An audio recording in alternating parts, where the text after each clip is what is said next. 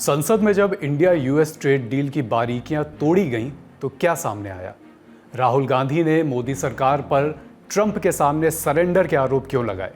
खेती किसानी और रूसी तेल के मुद्दे पर क्या कहकर सरकार को घेरा गया? और एप्स्टीन फाइल का जिक्र क्यों उठा? सरकार की तरफ से क्या जवाब मिला? आज के शो में विस्तार से इस पर बात करेंगे। बात ये भी करेंगे कि संसद में बहस से ठीक पहले अमेरिका ने ट्रेड डील में क्या बदलाव किए, भारत के लिए इसमें कितनी राहत है, भारत अपनी शर्तें कितनी मजबूती से मनवा पा रहा है, ये बदलाव भारत को फायदा पहुंचाएंगे या सिर्फ कागजों पर ही रह जाएंगे? खेती किसानी के मुद्दे पर बात अभी भी क्यों और कहां फंसी हुई है? राहुल गांधी ने क्यों कहा कि अगर वो ट्रंप से डील करते तो भारत को बराबर के पार्टनर के तौर पर ट्रीट किया जाता? 4 स्टार्स ऑफ डेस्टिनी पर जो बातें निकली वो पुलिस थाने से होते हुए कहां तक पहुंची, और वंदे मातरम पर कौन से नए आदेश आए जिन्हें जानना जरूरी है। नमस्ते, मैं हूं अभिषेक और आप देख रहे हैं the Lallan top show. Brought to you by ITEL, Sensodyne DSP and Goldie Masale.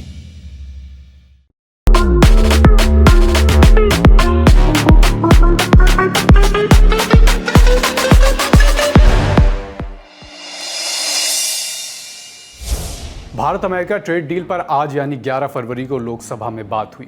नेता विपक्ष राहुल गांधी ने सीधे तौर पर प्रधानमंत्री नरेंद्र मोदी पर हमला बोला। आरोप लगाया कि अमेरिका में अडानी के केस की वजह से प्रधानमंत्री दबाव में हैं, इसलिए इस ट्रेड डील में अमेरिका के सामने सरेंडर कर दिया। राहुल ने आरोप लगाया कि मोदी सरकार ने देश की ऊर्जा सुरक्षा और किसानों के हितों का ध्यान नहीं रखा, इस तरह से भारत माता को बेच दिया। ऐसे आरोप राहुल गांधी ने लगाए। राहुल ने आगे कहा कि अगर इंडिया ब्लॉक ट्रंप के साथ डील करता तो भारत को बराबर के पार्टनर के तौर पर ट्रीट किया जाता। उन्होंने अपनी दलील के कुल 3 बिंदु गिनाए। हम ट्रंप से कहते हैं कि अगर आप अपना डॉलर बचाना चाहते हैं तो ये काम भारत के बिना नहीं हो पाएगा। भारत के पास डेटा की ताकत है जो आज के ज़माने में बेशकीमती है, इसलिए भारत को बराबर के पार्टनर के तौर पर ट्रीट करना ज़रूरी है। भारत को अपनी ऊर्जा सुरक्षा सुनिश्चित करनी चाहिए। ट्रंप हमें नहीं बताएंगे कि हमें कहाँ से तेल खरीदना है। हम ट्रंप से कहते कि ठीक है, आप भी अपने किसानों के हित सुरक्षित करना चाहते हैं, लेकिन हम भी अपने किसानों का नुकसान नहीं होने देंगे। राहुल गांधी ने एप्स्टीन फाइल का भी जिक्र किया। बोले कि इसमें हरदीप पुरी और अनिल अंबानी के नाम हैं। मुझे मालूम है कि इन लोगों को किसने मिलवाया, इसलिए ही अंबानी को जेल नहीं भेजा गया। मैं ऑथेंटिकेट कर दूंगा। डिपार्टमेंट ऑफ जस्टिस फाइल्स हैं एप्स्टीन पे। हरदीप पुरी का नाम उसमें है, अनिल अंबानी का नाम उसमें है। अंबानी का केस अदानी का केस चल रहा है, उसमें समन्स आई हैं। गवर्नमेंट ऑफ इंडिया ने 18 महीने के लिए रिप्लाई नहीं दिया है।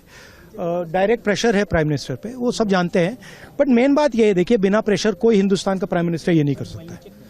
जो हुआ है, जो किसानों के साथ हुआ है, डेटा के साथ हुआ है, डिफेंस के साथ हुआ है, एनर्जी सिक्योरिटी के साथ हुआ है, कोई प्रधानमंत्री नहीं कर सकता है नॉर्मल सिचुएशन में।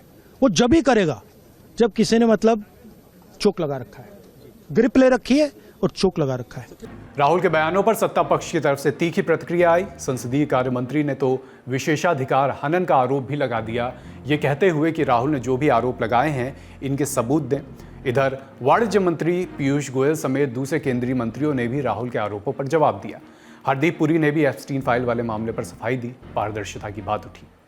So I just want to tell you that these facts are all known. They're in the public domain.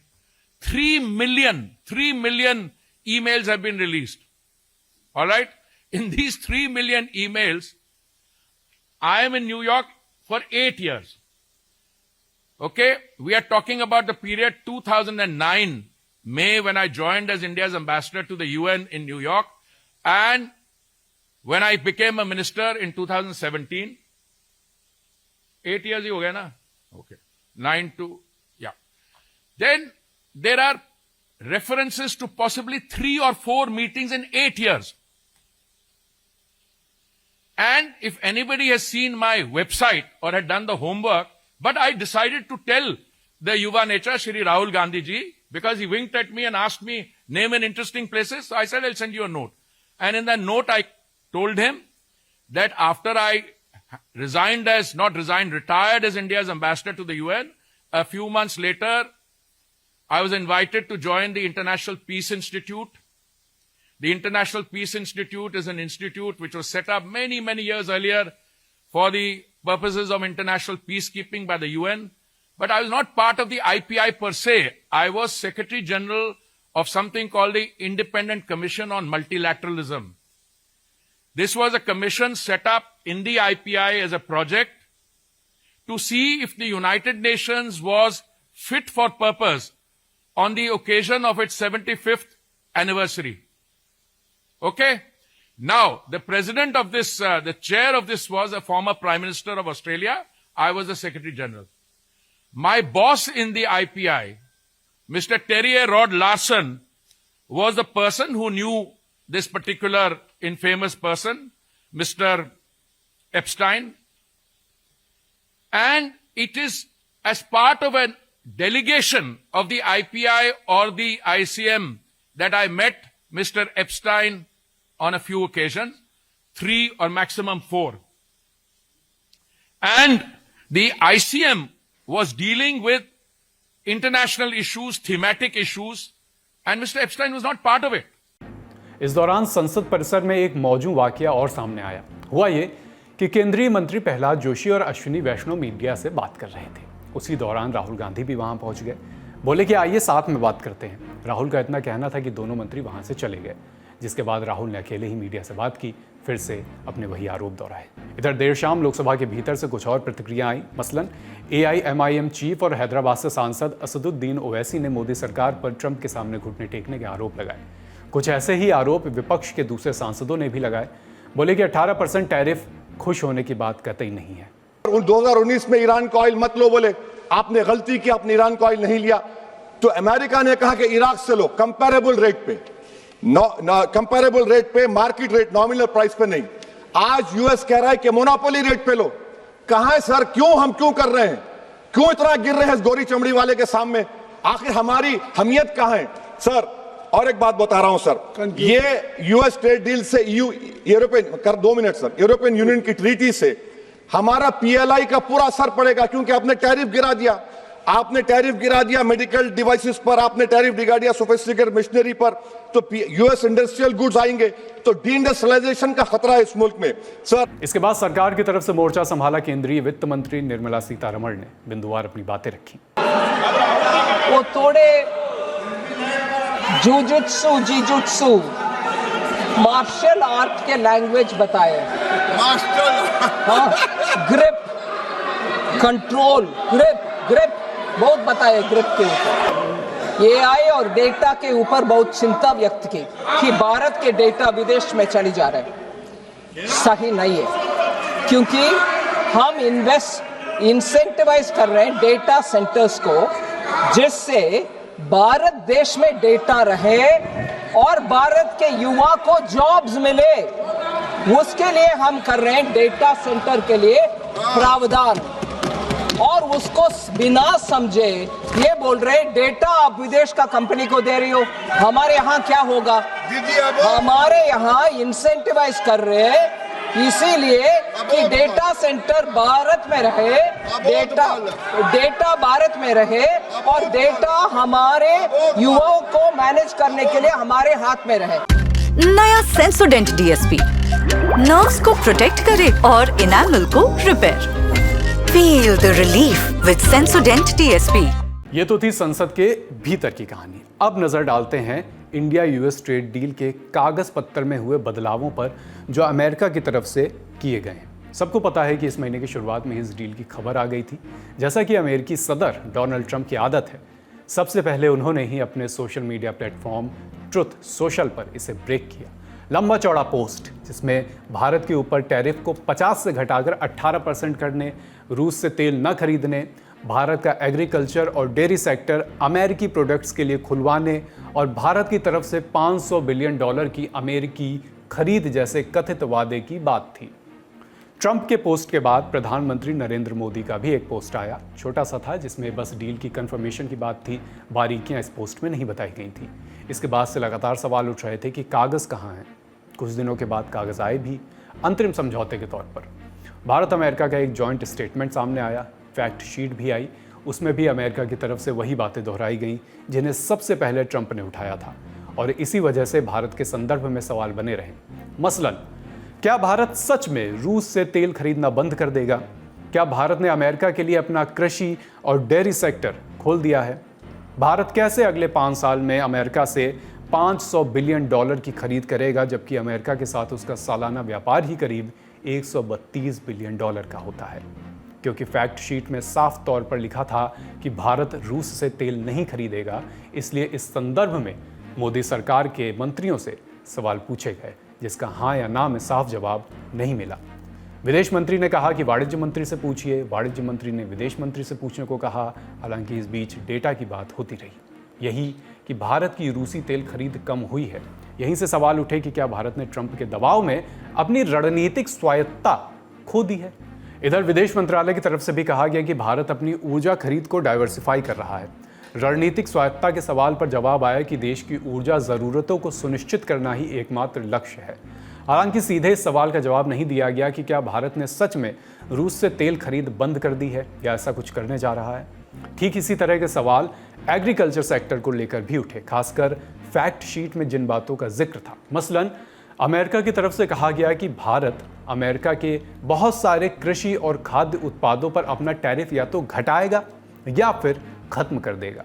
इनमें distillers dried grains with solubles यानी पशु आहार और लाल ज्वार, tree nuts, processed fruits, soybean oil, wine and spirits शामिल रहेंगे। इसी फैक्ट शीट में अमेरिका ने कुछ दालों को भी जोड़ दिया। कहा कि भारत में कुछ अमेरिकी दालों पर टैरिफ या तो घटाया जाएगा या फिर नहीं लगेगा। एक और बात लिखी कि भारत सुनिश्चित करेगा कि अगले 5 साल में $500 बिलियन की अमेरिकी खरीद करेगा। यानी अमेरिका के मुताबिक भारत को खरीद करनी ही पड़ती। इस फैक्ट शीट के आने के बाद मोदी सरकार पर और ज्यादा सवाल उठने लगे।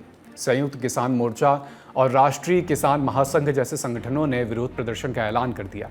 दलील वही कि अगर भारत का कृषि क्षेत्र अमेरिका के लिए खोल दिया गया तो तबाही आ जाएगी, क्योंकि अमेरिका की कॉरपोरेट कंपनियों के सामने भारत के किसान टिक नहीं पाएंगे। इन सबके बीच 11 फरवरी की सुबह जानकारी आई कि अमेरिका ने फैक्ट शीट की कुछ बातों पर अपने कदम पीछे खींचे हैं। मसलन डिजिटल सर्विस टैक्स हटाने का पूरा सेक्शन वापस ले लिया गया है, यानी गूगल और मेटा जैसी अमेरिकी कंपनियों पर भारत जो 6% का टैक्स लगा रहा था वो लगता रहेगा। इसी तरीके से खेती वाले सेक्टर में कुछ अमेरिकी दालों पर टैरिफ छूट की बात हटा दी गई है। $500 बिलियन की खरीद सुनिश्चित करने की जगह लिखा गया है कि भारत ऐसा इरादा रखता है, माने कोई अनिवार्यता नहीं है, यानी राहत के संकेत अमेरिका की तरफ से दिए गए हैं। हालांकि अभी भी रूसी तेल के मुद्दे पर रणनीतिक स्वायत्तता और एग्रीकल्चर सेक्टर को लेकर गंभीर सवाल बने हुए हैं। जानकारों का कहना है कि भारत अमेरिका के बीच ट्रेड डील अभी अपने अंतरिम स्वरूप में है, यानी बातचीत का दौर अभी जारी है। जोड़ घटाना कुछ बदलाव अभी हो सकते हैं। कोई भी चीज़ तभी फाइनल मानी जाएगी जब इसके फाइनल होने की फाइनल घोषणा हो जाए। फिर भी बदलाव की संभावना तो बनी रहेगी, क्योंकि बदलाव ही अंतिम सत्य है। जो भी होगा आपको अपडेट देंगे। फिलहाल सुर्खियों की बारी।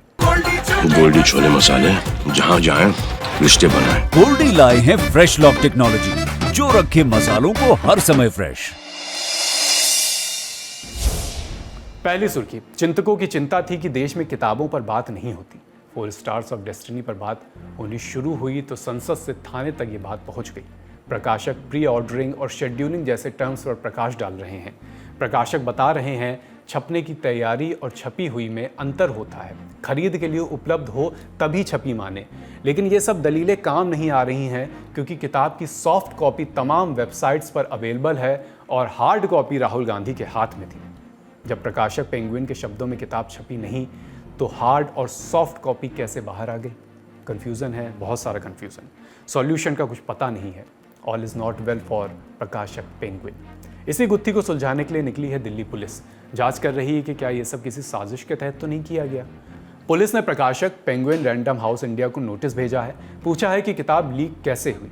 पुलिस की एक स्पेशल टीम इस काम में लगी है। उसने आपराधिक साजिश की धाराओं के तहत FIR दर्ज कर ली है। स्पेशल टीम पता कर रही है कि PDF कहाँ से आया, किसने उसे अपलोड और शेयर किया, ऐसा करने में क्या कोई कानून तोड़ा गया। जिन वेबसाइट्स पर किताब अपलोड हुई थी उनकी भी जांच हो रही है। अपलोड करने वालों को पूछताछ के लिए बुलाया जा सकता है। पुलिस होपफुल है। खबरों की माने तो उसे लगता है कि प्रकाशक पेंगुइन के जवाब से सारी गुत्थी सुलझ जाएगी। अगली सुर्खी, अब वंदे मातरम के 6 स्टैंजा गाए जाएंगे। राष्ट्रगान के पहले राष्ट्रगीत गाया जाएगा। होम मिनिस्ट्री के नए आदेश आए हैं। 28 जनवरी को आदेश हुए, लेकिन खबर अब पब्लिक हुई है और वो क्या है आदेश में वो भी जान लेते हैं। सरकारी कार्यक्रमों, स्कूलों या अन्य औपचारिक आयोजनों में वंदे मातरम बजाया जाएगा। जब बजाया जाएगा तो हर व्यक्ति को खड़ा होना होगा, एकदम सावधान मुद्रा में। सभी स्कूलों में दिन की शुरुआत राष्ट्रगीत बजाने के बाद ही होगी। पहले राष्ट्रगीत के 2 अंतरे गाए जाते थे, अब 6 अंतरे गाए जाएंगे, 3 मिनट 10 सेकंड तक। सिनेमा हॉल में इन नियमों को लागू करना अनिवार्य नहीं होगा। वंदे मातरम को बंकिम चंद्र ने 1875 में लिखा था। 2025 में 150 साल पूरे हो गए हैं। बड़ा मौका है, सरकार जश्न मना रही है। 1 अक्टूबर से इस जश्न का ऐलान किया गया। देश भर में तमाम कार्यक्रम हुए। दिसंबर में शीतकालीन सत्र में वंदे मातरम पर विशेष चर्चा हुई थी। चर्चा की शुरुआत खुद प्रधानमंत्री नरेंद्र मोदी ने की थी। दोनों सदनों में जोरदार उस समय हंगामा हुआ था। मुद्दे बने, कांग्रेस पर लगे आरोप कि तुष्टीकरण के लिए वंदे मातरम के छंद हटाए गए। वहीं विपक्ष का आरोप था कि पश्चिम बंगाल में होने वाले विधानसभा चुनाव को लेकर सरकार इसे मुद्दा बना रही है। सबसे बड़ा हाईलाइट 26 जनवरी को रहा। 77वें गणतंत्र दिवस पर मुख्य परेड की थीम वंदे मातरम रखी गई थी। परेड में संस्कृति मंत्रालय ने 150 साल पूरे होने का जश्न मनाने वाली झांकी निकाली थी। इसमें बेस्ट झांकी का अवार्ड मिला था। आज का लल्लन टॉप शो यहीं तक। अपना और अपनों का ख्याल रखिए। लल्लन टॉप देखते रहिए। शुक्रिया।